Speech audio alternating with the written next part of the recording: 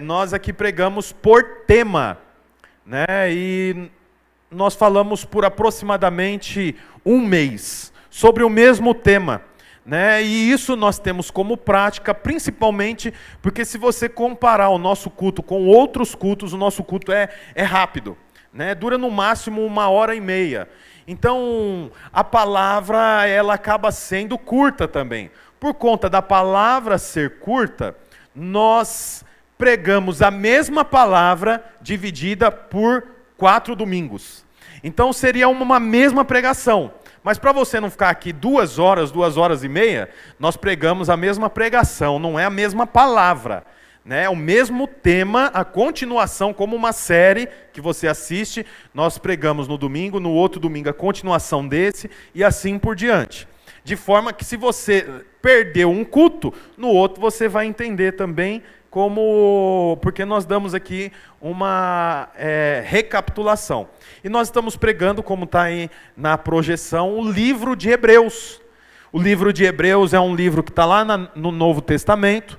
Ele não tem a identificação de quem escreveu esse livro, diferente de muitos outros, né? Mas o livro de Hebreus, até hoje, não se encontra o autor desse livro. Não é o apóstolo Paulo, a propósito, que foi o que escreveu a maior parte dos livros do Novo Testamento.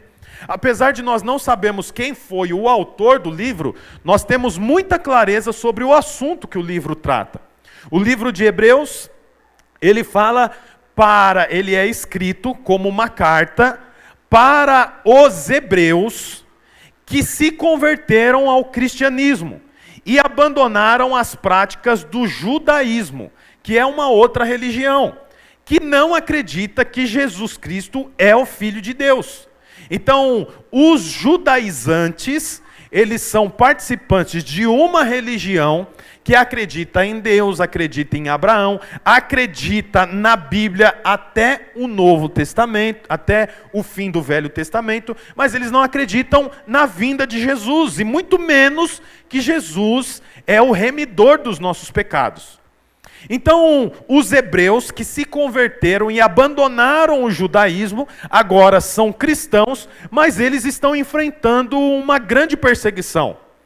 São mortos em praça pública, à base de pedradas, né? Como Estevão. Quem já ouviu falar de Estevão? Estevão foi morto a pedradas. Por quê? Porque era um cristão que tinha abandonado as práticas do judaísmo.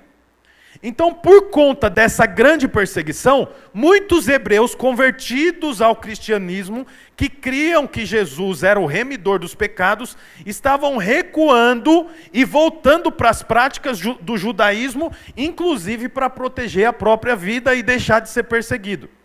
Diante disso, o autor do livro de Hebreus manda uma carta, e essa carta é encorajando os hebreus a entender que a prática do cristianismo é superior à prática do judaísmo. Inclusive, no primeiro capítulo, o autor diz, olha, Cristo é superior aos anjos, e superior, inclusive, aos profetas, os quais vocês acreditavam. Os profetas, nós cremos nos profetas, está no Velho Testamento, mas nós cremos também que a nova aliança é superior à velha aliança. Portanto, o autor dos Hebreus diz assim, olha, os profetas foram uma bênção, mas Cristo é superior aos profetas. E no capítulo 3, o autor do livro de Hebreus, como uma espada, ele divide a importância de Moisés, que foi o autor das leis que os judaizantes seguem. Ele divide a importância de Moisés com relação a Cristo. Então eu vou ler o capítulo 3, versículo 1, e vai estar aqui na televisão para você ver também. Diz assim, portanto, santos irmãos, participantes do chamado celestial, fixem os seus pensamentos em Jesus, apóstolo e sumo sacerdote. Apóstolo é um nome dado aos cristãos do Novo Testamento. E sumo sacerdote é uma prática do Velho Testamento. Então, o autor dos Hebreus está dizendo o quê? Cristo ele é superior aos apóstolos, Novo Testamento, mas ele é superior também ao sumo sacerdote, Velho Testamento. Cristo é superior a qualquer um deles. Aí ele continua, versículo 2. Ele foi fiel àquele que o havia constituído, assim como Moisés foi fiel em toda a casa de Deus. Jesus foi considerado digno de maior glória do que Moisés. Da mesma forma que o construtor de uma casa tem mais honra do que a própria casa. Pois toda casa é construída por alguém, mas Deus é o edificador de tudo. Moisés foi fiel como servo em toda a casa de Deus, dando testemunho do que haveria de ser dito no futuro. Mas Cristo é fiel como filho sobre a casa de Deus. Então o que ele está dizendo? Moisés falava sobre o futuro, mas Cristo é o futuro. Mostrando para esses hebreus que eles precisam abandonar as práticas judaizantes, porque Cristo já veio. Aí a continuação diz assim, agora eu vou para o versículo 7, tá bom? Diz assim no versículo 7. Assim como diz o Espírito Santo, hoje, se vocês ouvirem a sua voz, não endureçam o coração como na rebelião durante o tempo da provação no deserto, onde os seus antepassados me tentaram, pondo-me à prova, apesar de durante 40 anos terem visto o que eu fiz. Por isso fiquei irado contra aquela geração e disse, o seu coração está sempre se desviando e eles não reconhecem os meus caminhos. Assim jurei na minha ira, Deus diz, jamais entrarão no meu descanso. Então, veja bem, o que está acontecendo aqui? O autor dos Hebreus começa fazendo uma comparação entre a importância de Moisés e a importância de Jesus. Depois disso, ele faz uma comparação entre os 40 anos que o povo ficou caminhando entre o Egito e a terra prometida, que foi no deserto. E ele diz o que para os hebreus? Para que os hebreus não sejam como esses antepassados deles, que andou por 40 anos no deserto. E eles andaram 40 anos no deserto por alguns motivos. E ele diz, não seja como eles foram. É interessante a comparação entre os hebreus aqui da carta de Hebreus, que havia convertido o coração ao cristianismo, e os hebreus que caminharam 40 anos no deserto. Por que essa comparação? Porque Deus havia libertado os hebreus do Egito. E ele estava sendo direcionado para a terra prometida. Assim como os hebreus da carta de Hebreus haviam sido libertos da lei do judaísmo e estava sendo direcionado para Cristo. A comparação também é muito boa, por quê? Porque no meio do caminho, o Senhor fez muitos milagres aos hebreus que estavam ali 40 anos caminhando pelo deserto.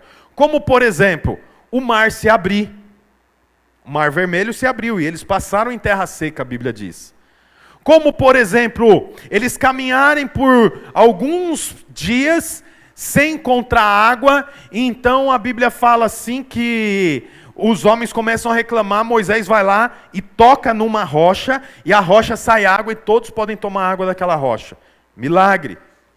A Bíblia também fala que eles estavam com fome, e aí então o pão caía todo dia de manhã no chão ali da onde eles estavam acampados, e eles tinham comida para comer. O tempo todo nós vemos que os 40 anos no deserto, eles eram mantidos, ao ponto da sandália que eles tinham durar por 40 anos sem precisar trocar, sem acabar com a sandália. Olha que bênção aí para os homens, né? As mulheres não iam precisar comprar tantas sandálias. Para as mulheres ia ser uma droga, né? Mas você percebe a bênção do Senhor o tempo todo. Mas, o que acontece?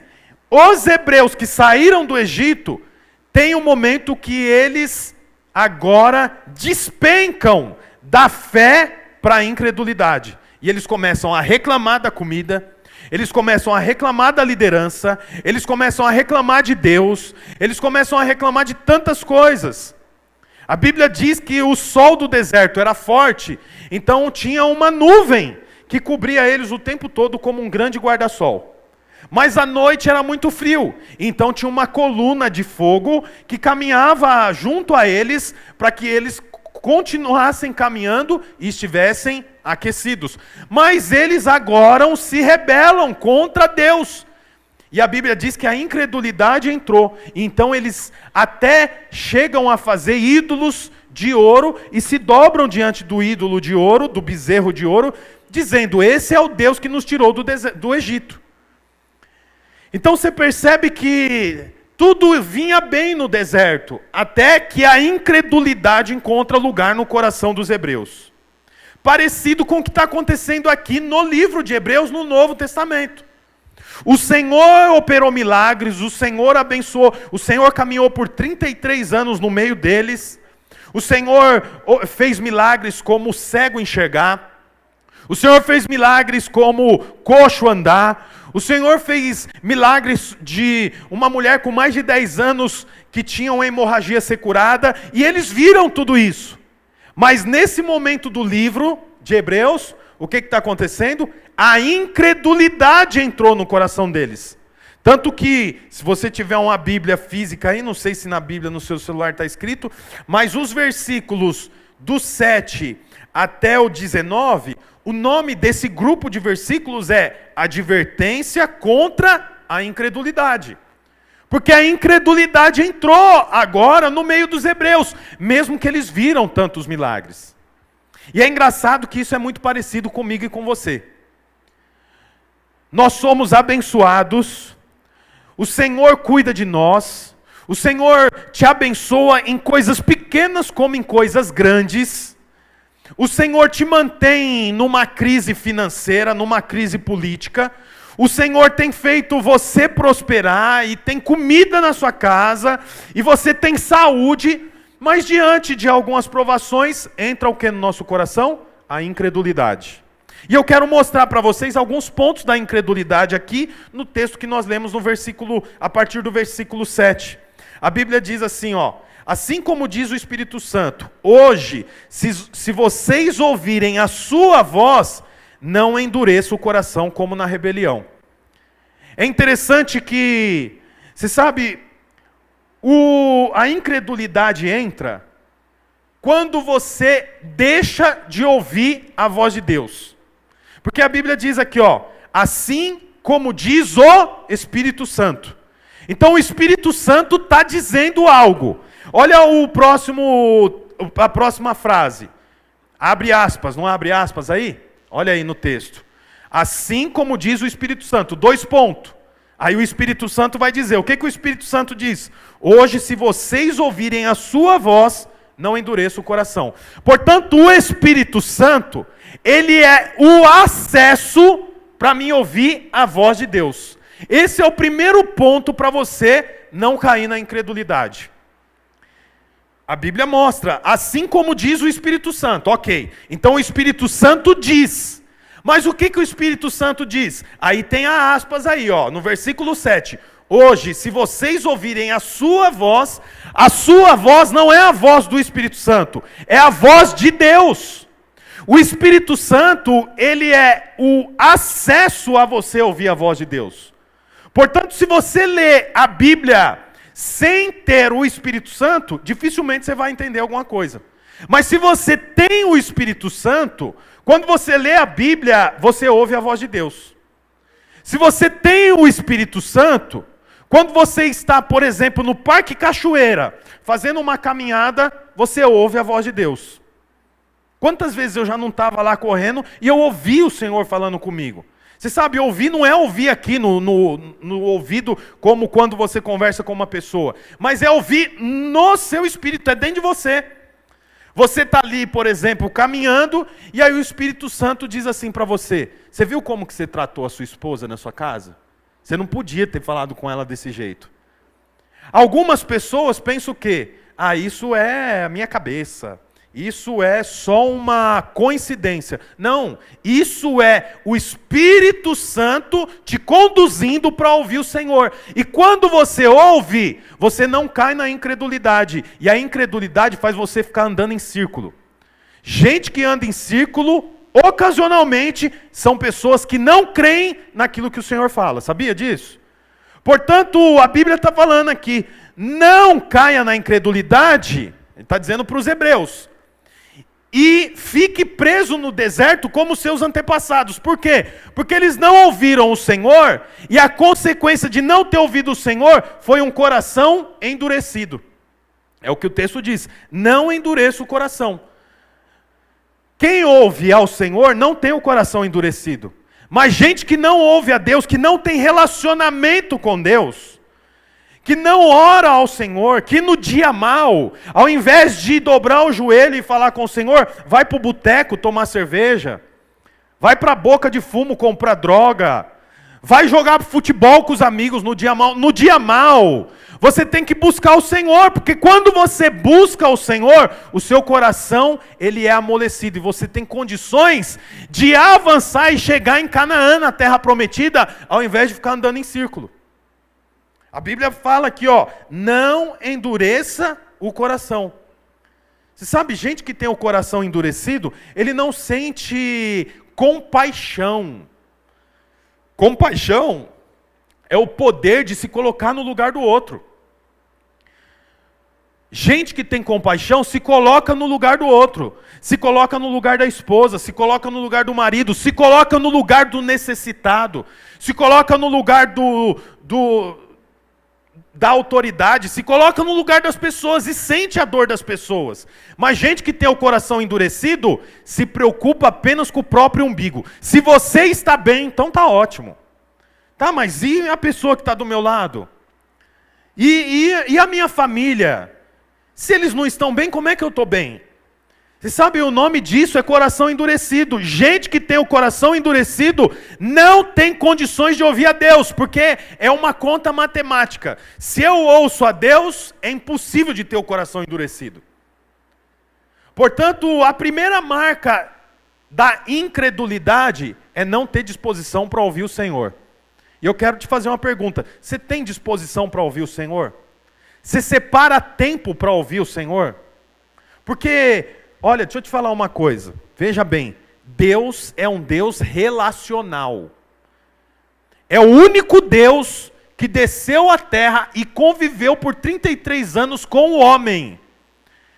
É o Deus que fala, o tempo todo ele fala. Inclusive, o primeiro capítulo de Hebreus, no versículo 1 diz: há muito tempo Deus falou de muitas maneiras. Portanto, Deus fala. Deus é um Deus relacional. Você sabe, eu convivo com a minha esposa.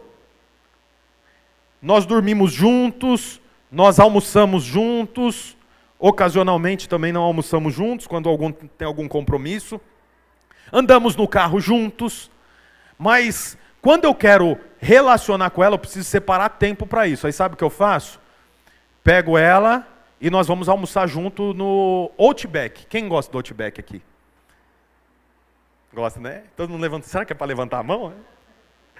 Aí nós vamos juntos. Aí chega lá, a gente pede um prato, nós conversamos, nós damos risada, nós falamos sobre assuntos, depois a gente sai e a gente dá uma volta no shopping, tomamos uma casquinha e voltamos embora para casa.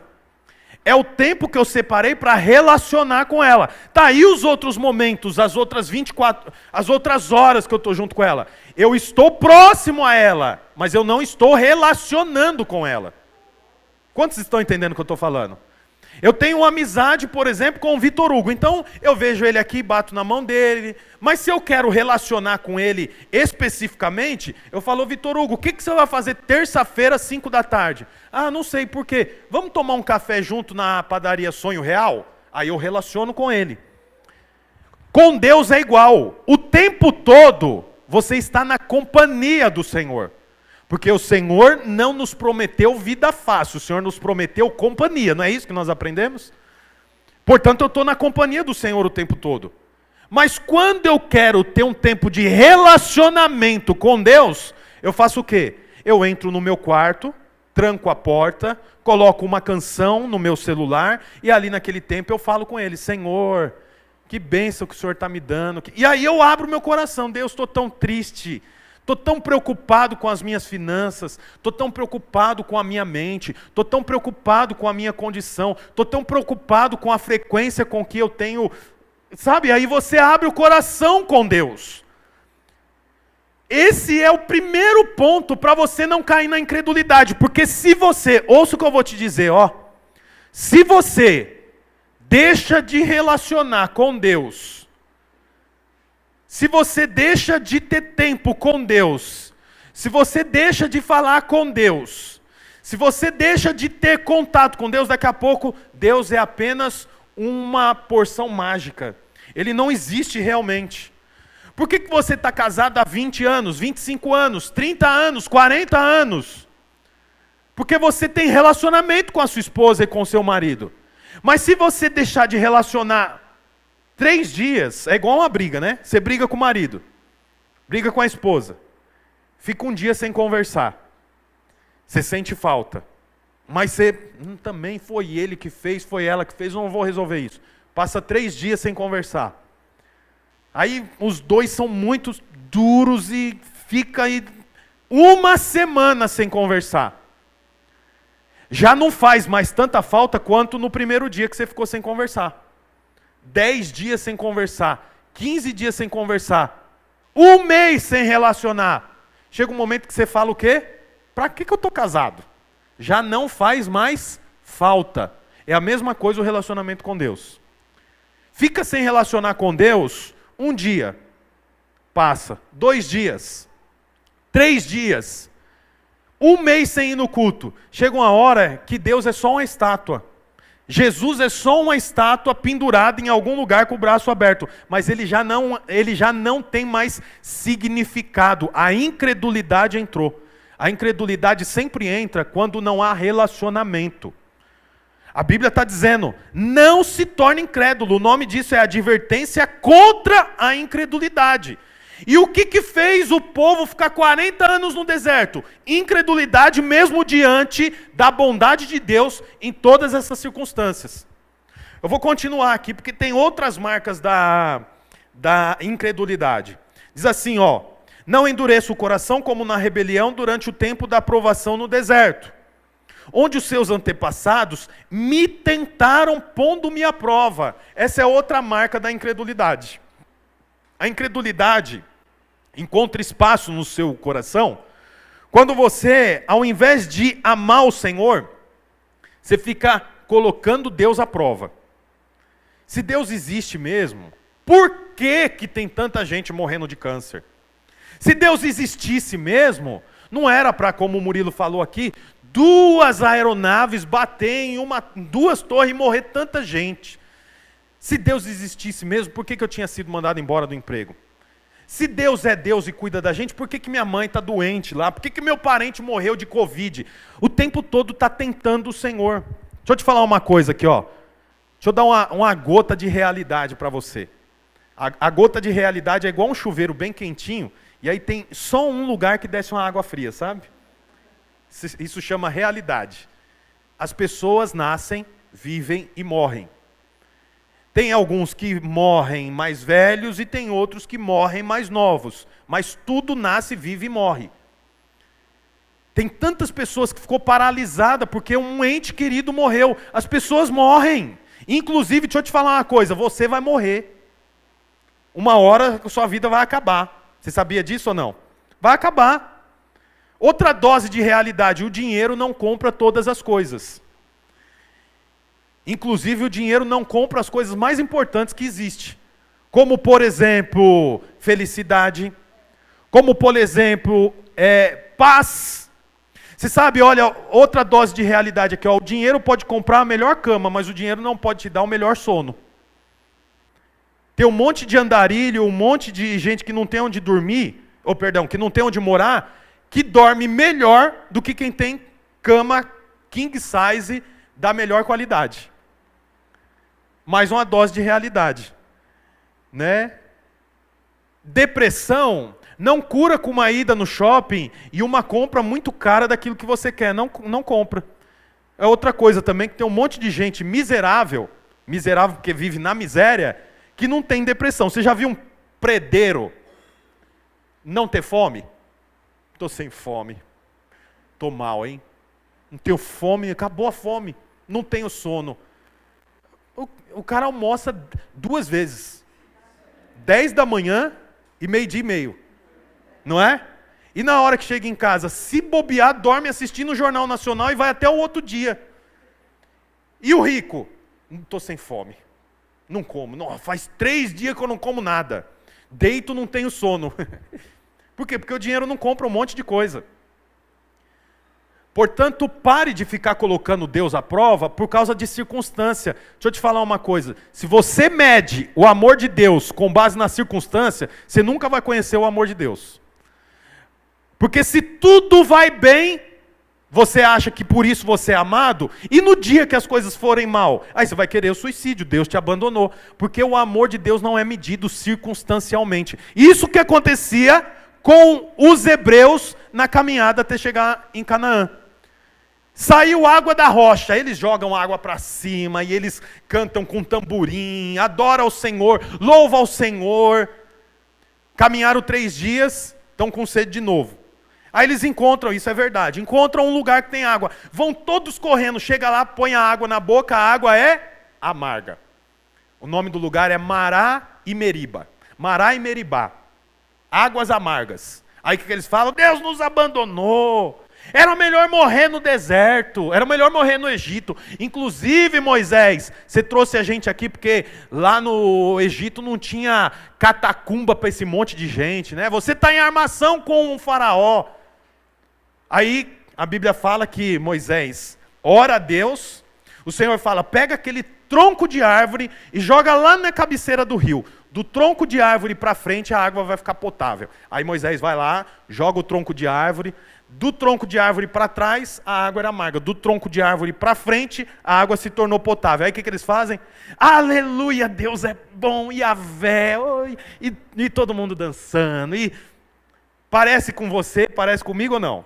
As coisas vão bem, como é que você vem para o culto? Vitorioso és, na tempestade está. Seu nome imutável és. As coisas deu tudo errado para você, como é que você chega no culto?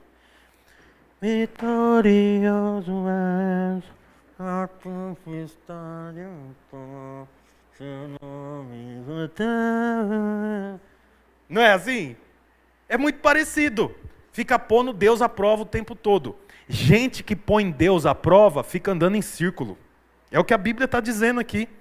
Olha a continuação aqui, ó.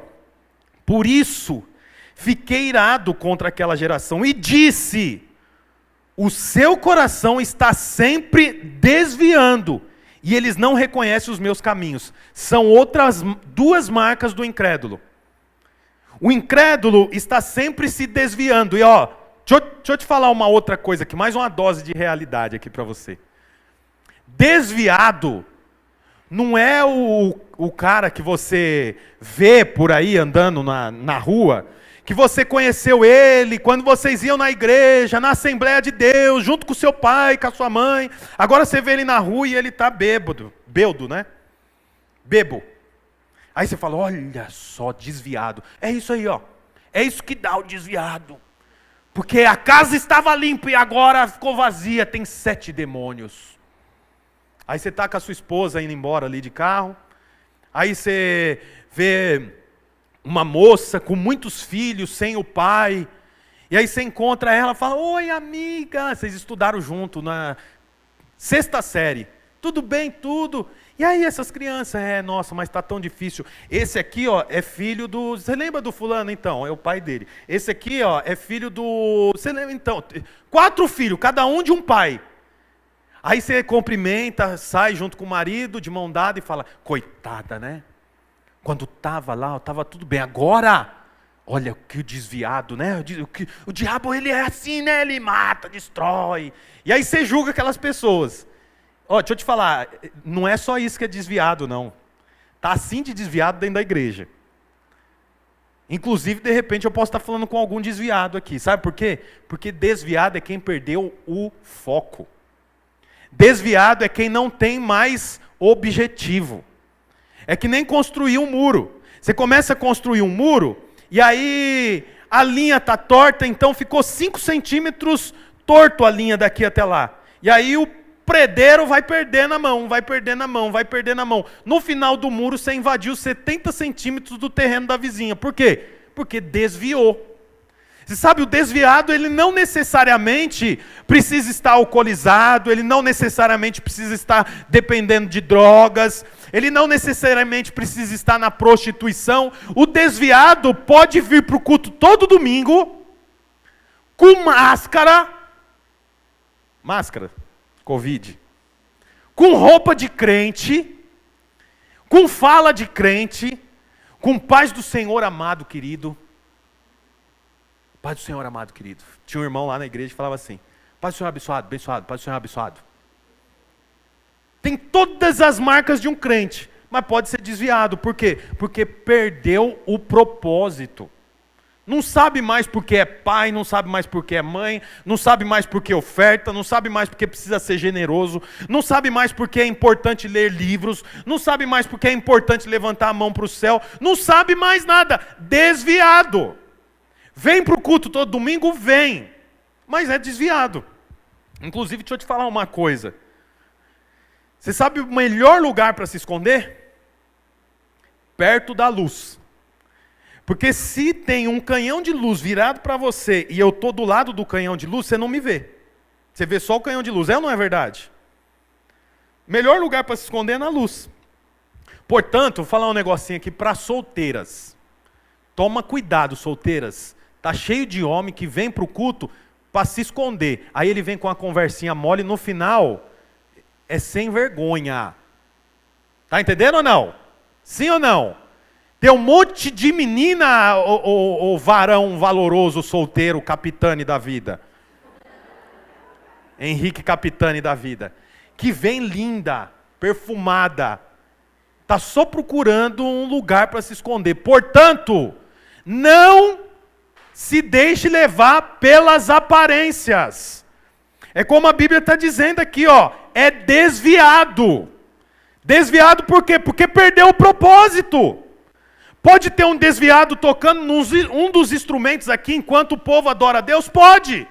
Porque está ali ministrando, mas não sabe nem por que está fazendo isso. Pode ter pastor desviado? Pode.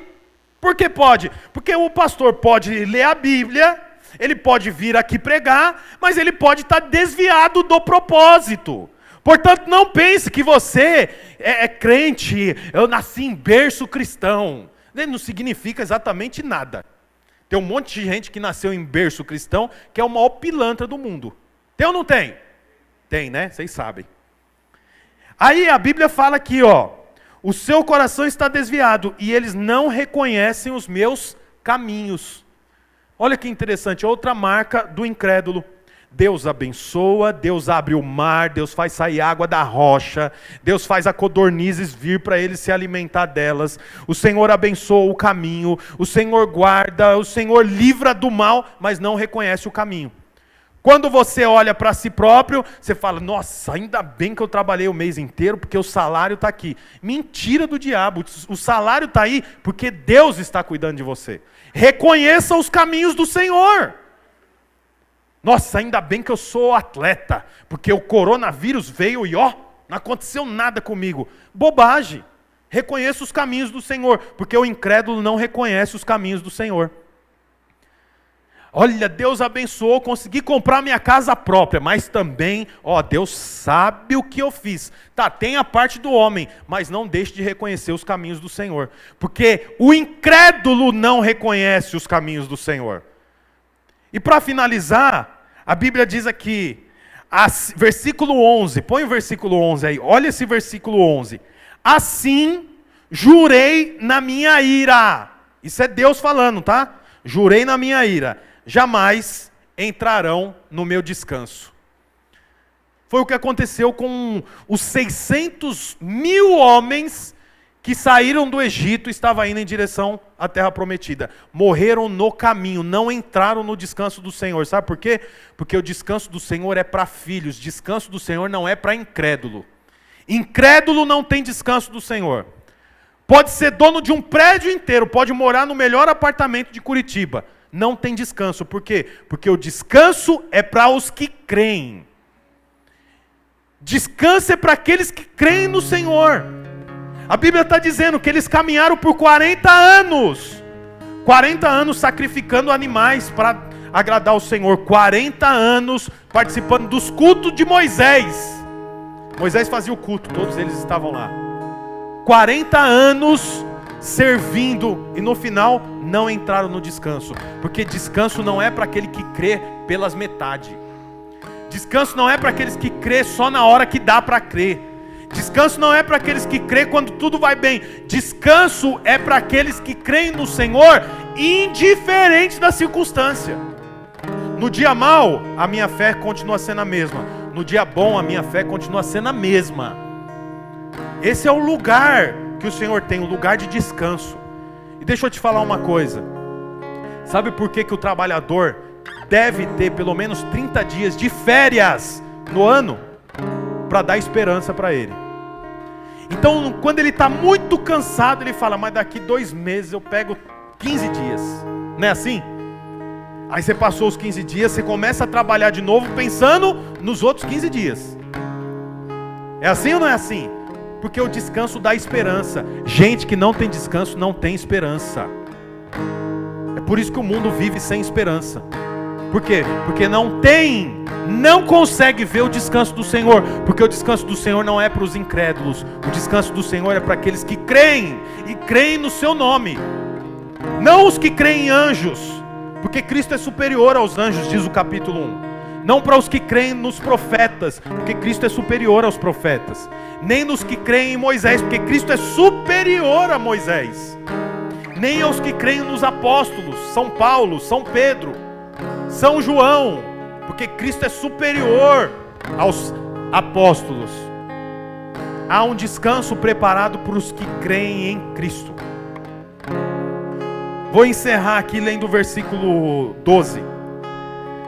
Cuidado, irmãos, para que nenhum de vocês tenha o coração perverso e incrédulo, que se afaste do Deus vivo.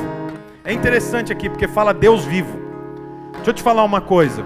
Gente incrédula e com o coração endurecido se aproxima de Deus, mas não é do Deus vivo.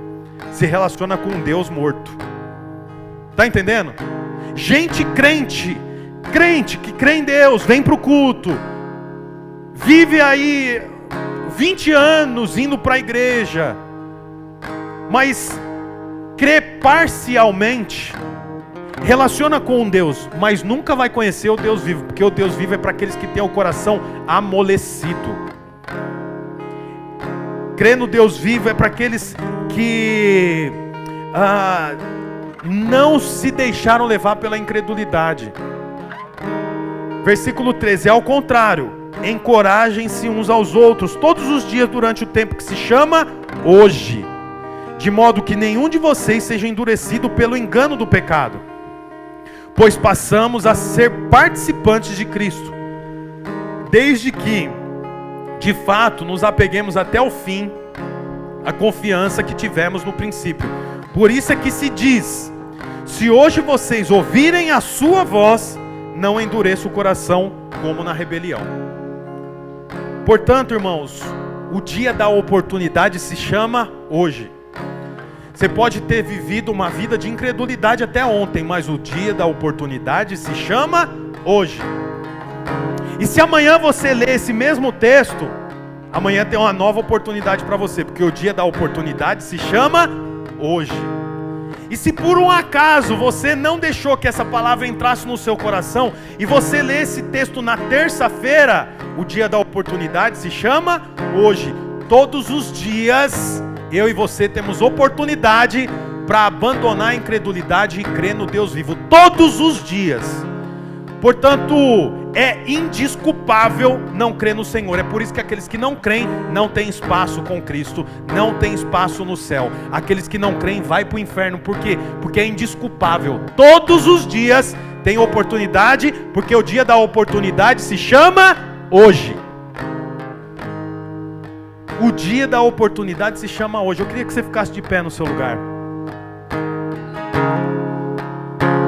Eu queria que você fechasse os seus olhos. Enquanto o Thomas canta essa canção, eu queria que você fizesse aí a sua oração e falasse para o Senhor: Senhor, eu tenho sido incrédulo, eu tenho crido só quando a oportunidade é boa para mim, mas eu quero crer no Senhor o tempo todo, Pai. O meu coração é teu. Tenha um tempo com Deus, abra sua boca e fale, declare. Seguro estou nos braços daquele que nunca me deixou.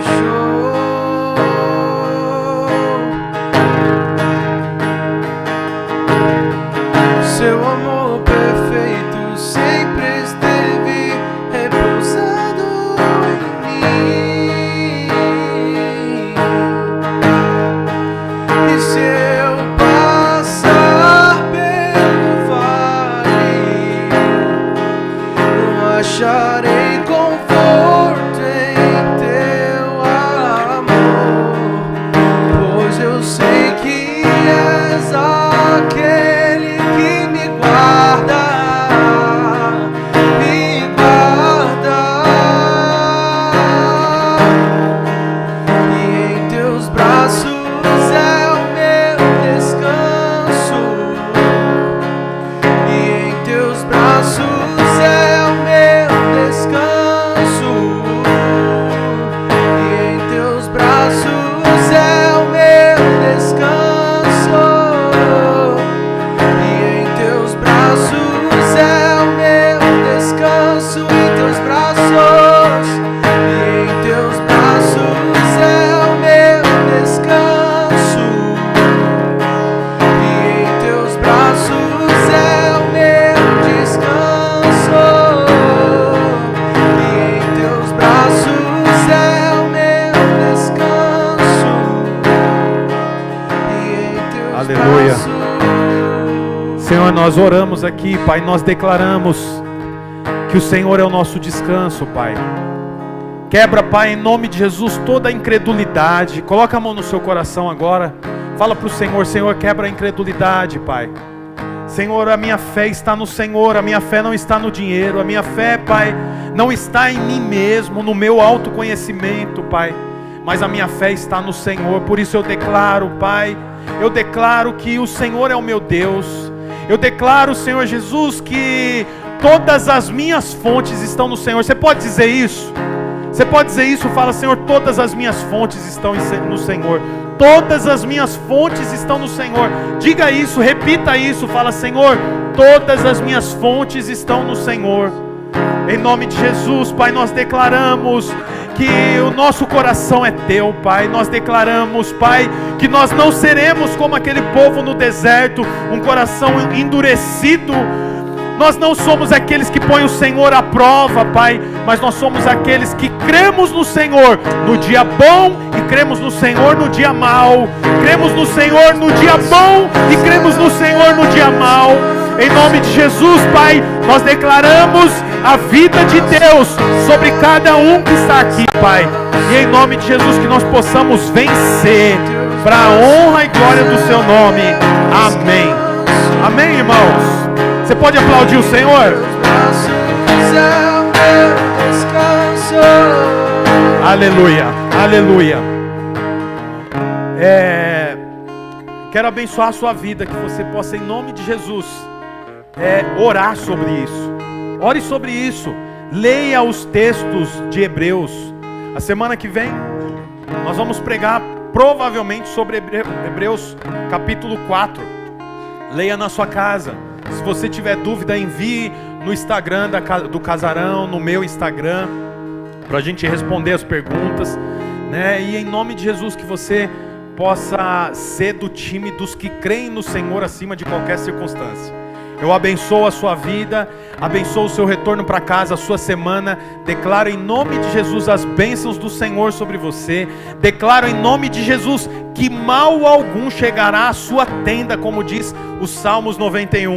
Eu declaro que você está guardado debaixo das asas do Senhor e que não há ocasião para Satanás, porque o Senhor te sustenta em nome de Jesus. Amém?